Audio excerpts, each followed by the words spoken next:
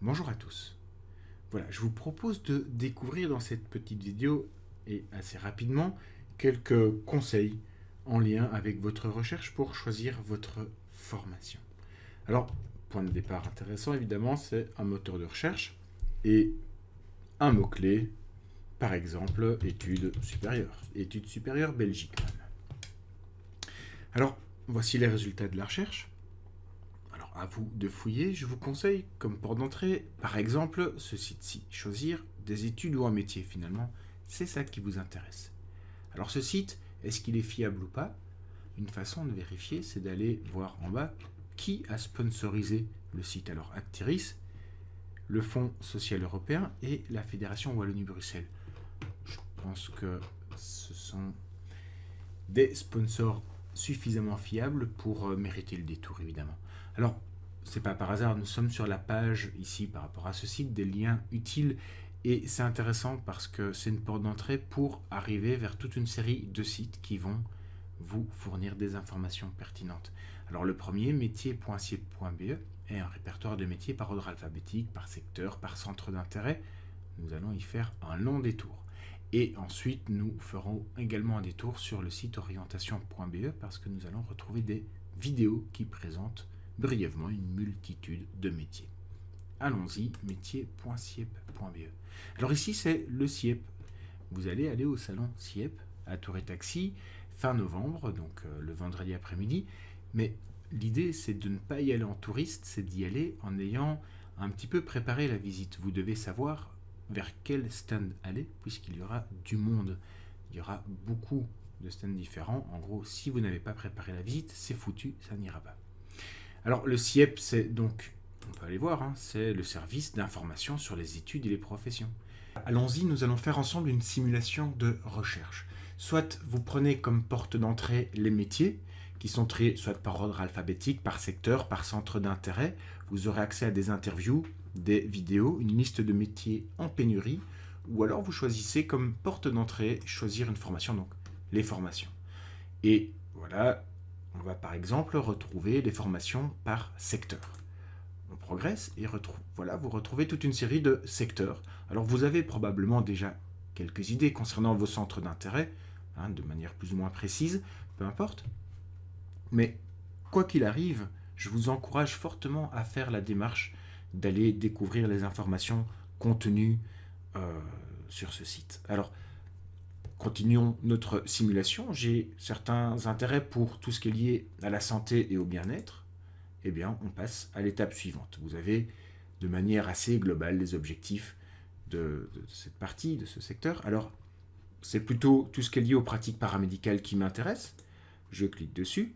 De nouveau, on a des objectifs plus ciblés et vous retrouvez les différentes filières qui organisent des formations en lien avec ça. Alors, le secondaire, pour vous, c'est déjà trop tard. Il y a la formation en alternance, promotion sociale. On peut se concentrer ici sur les études supérieures qui sont proposées soit en type court, 3 ans, soit en type long, 5 ans.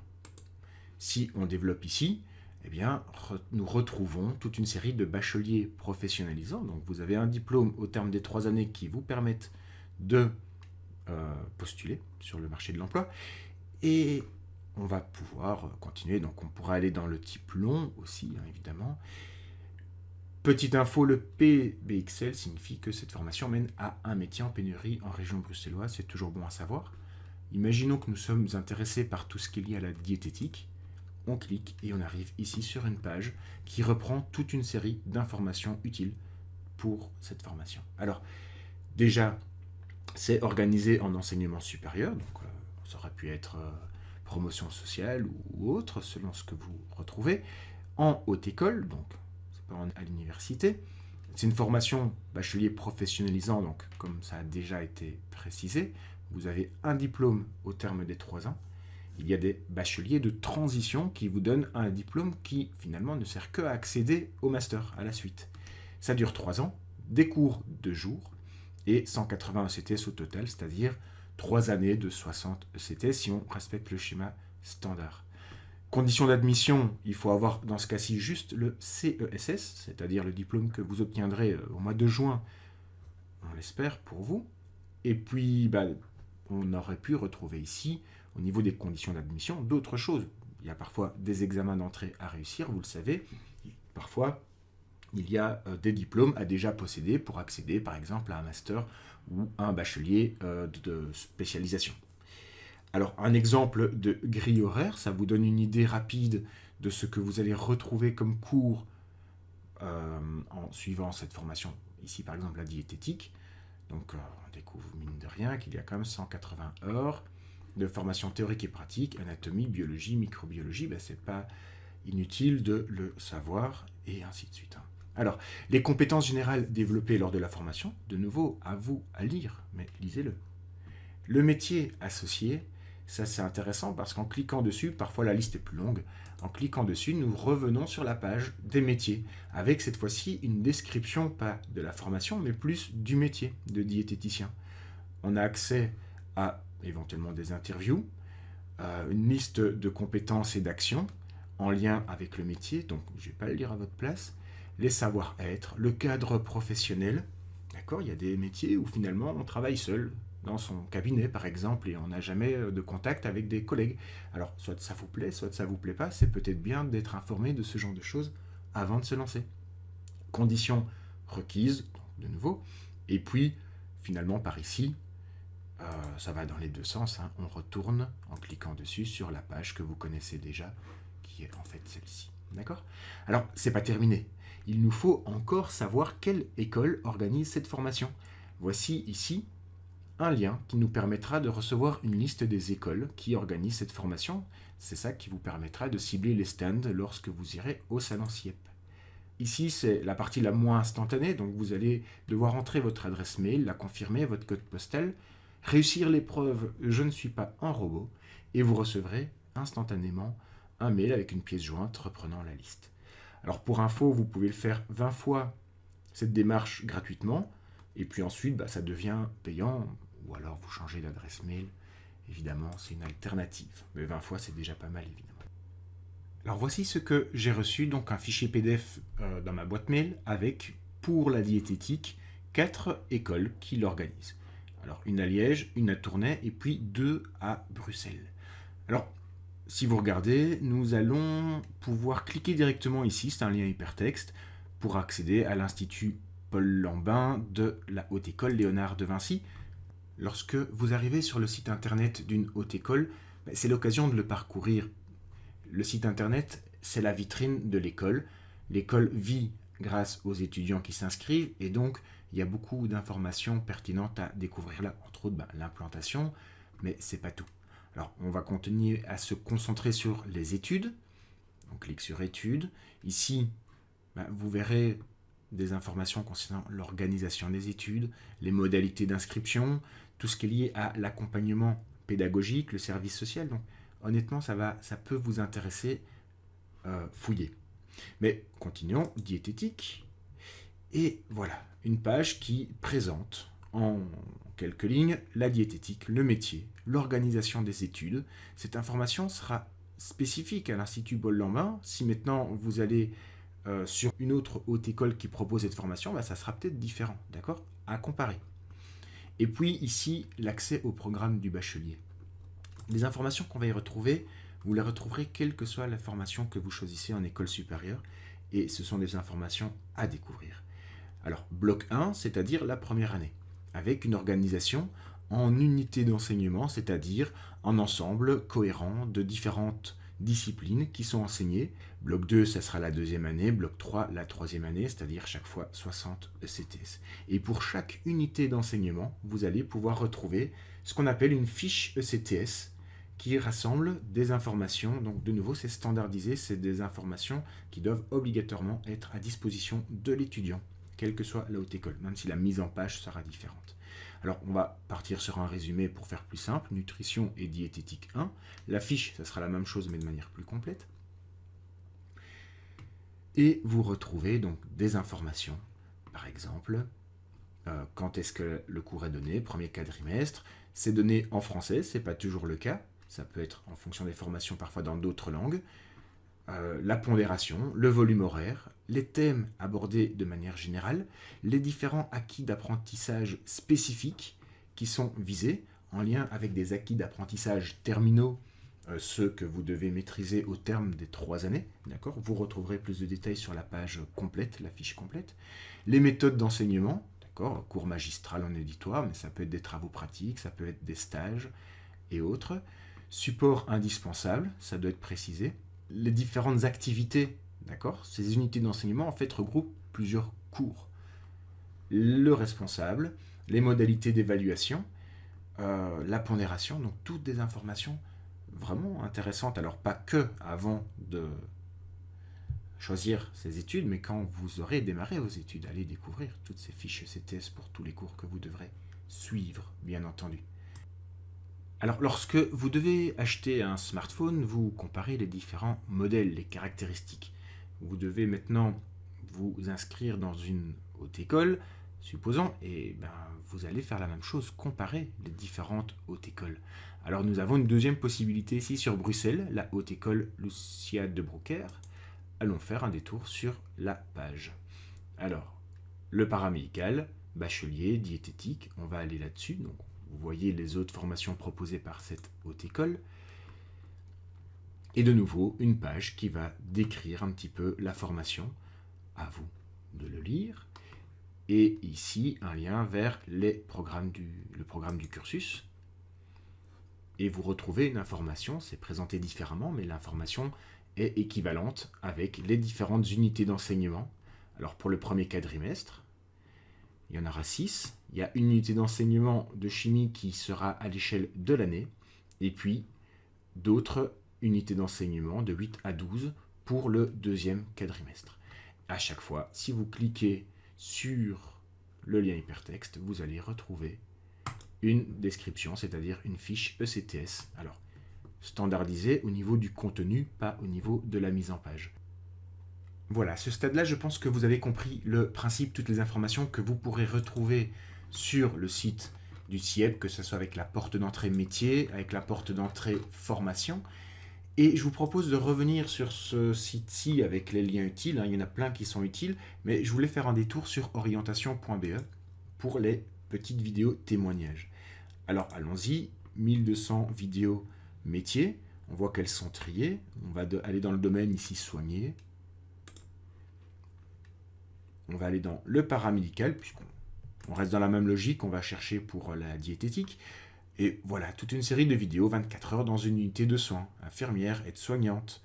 On descend, l'ergothérapeute, l'ostéopathe, etc. Et ici, voilà quelques vidéos, témoignages de diététiciens. Alors, on clique dessus et on peut démarrer la vidéo et la découvrir. Ça ne sera jamais très long, 3 minutes 17, et ça sera probablement riche en informations. Alors attention, cette personne a un DEA en biologie, en fait.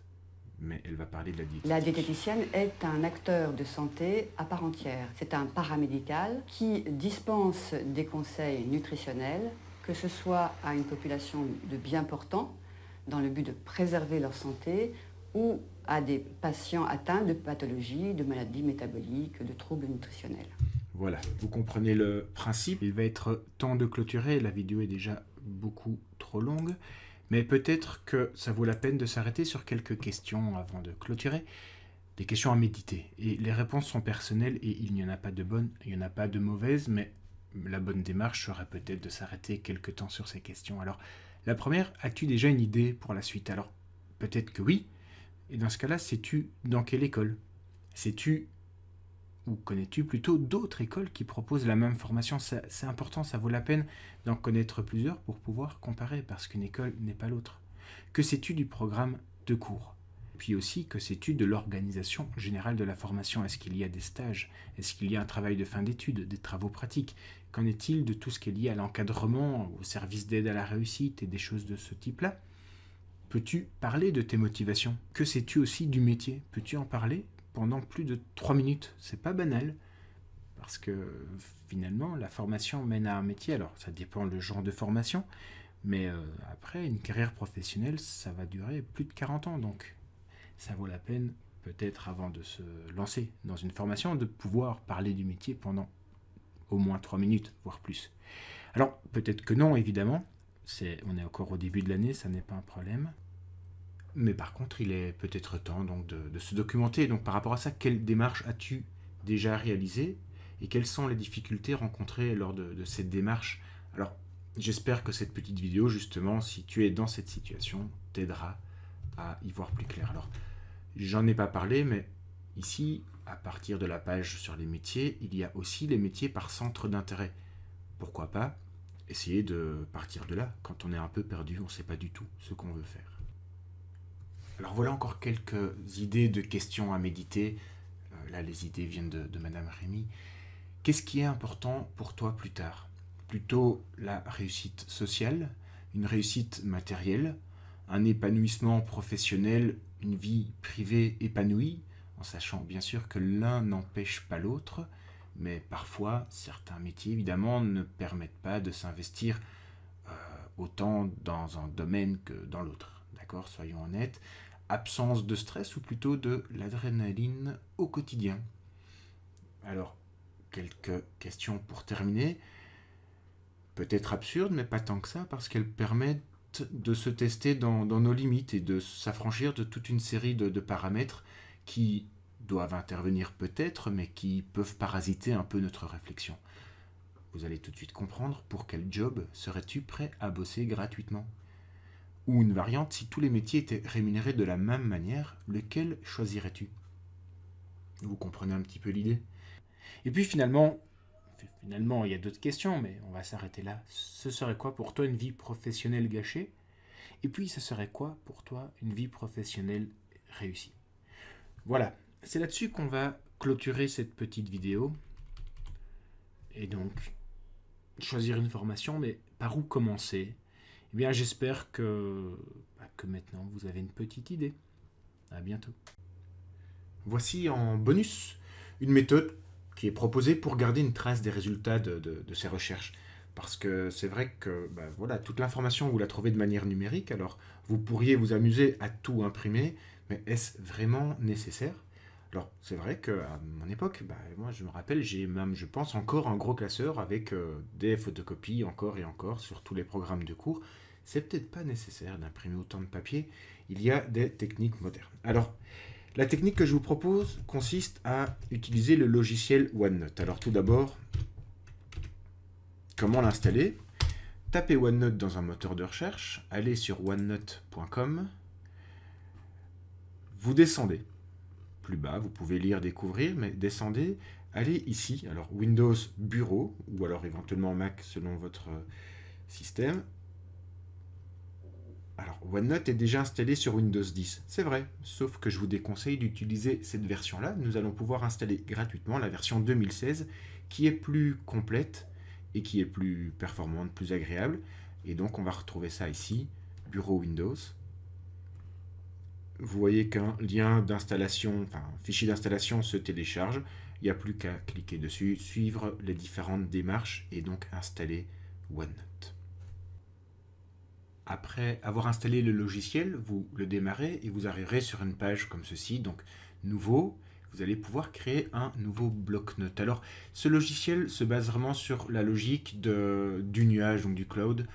L'idée est de sauvegarder les fichiers uniquement dans le nuage, c'est-à-dire dans OneDrive. Ça signifie qu'il faut un compte Microsoft et ça permet d'avoir accès à ces fichiers partout, de travailler de manière collaborative avec d'autres, partager des bloc-notes avec d'autres personnes, etc. Ceci dit, ce n'est pas indispensable d'avoir un compte OneDrive. Vous pouvez aussi l'enregistrer en local sur ce PC et à ce moment-là, il est juste en local, mais vous ne devez pas donc créer de compte. C'est un des avantages de la version 2016 que je viens de vous faire installer. Finalement, ce logiciel, c'est l'équivalent d'un classeur, mais en version numérique. Dans votre cartable, vous avez un classeur. Dans le classeur, il y a des intercalaires. Entre chaque intercalaire, il y a des feuilles. Et bien voilà, ici, c'est un classeur, mais en version numérique. Le classeur s'appellera « Mes études, résultats des recherches ». Nous avons 3 intercalaires ici, site intéressant, paramédical, graphisme, et ainsi de suite. Et puis, à chaque fois, par exemple, dans site intéressant, on retrouve plusieurs feuilles qui ont été créées et vous pouvez en créer autant que vous voulez. Le titre de la feuille sera ce qui est noté ici au-dessus. Éventuellement, s'il n'y a rien de noté, Ça sera la première phrase qui est disponible. Alors, vous retrouvez ici un lien hypertexte qui va nous mener directement vers la page concernant les formations, parce que vous avez envie de pouvoir, par exemple, retourner rapidement sur ce site. En complément, vous voyez que nous avons une capture d'écran, comme ça, au-delà du lien hypertexte, de l'URL, nous avons un visuel de ce que nous allons y retrouver. D'accord? Comment créer ça? Eh bien, allons ici sur graphisme, il n'y a encore rien de noté. Sur la page des formations, nous retrouverons ça dans communication, multimédia et web. Bachelier professionnalisant, voilà, par exemple quelque chose lié au graphisme. Et voilà, nous avons une page. On peut ici faire une copie de l'URL qu'on peut aller coller dans OneNote. Je fais un CTRL-V tout simplement. Et puis si nous voulons faire une capture d'écran, on retourne sur la page qui nous intéresse. Je fais un clic droit sur l'icône de OneNote et je fais prendre une capture d'écran. Et je peux faire la capture d'écran ici de ce qui apparaît.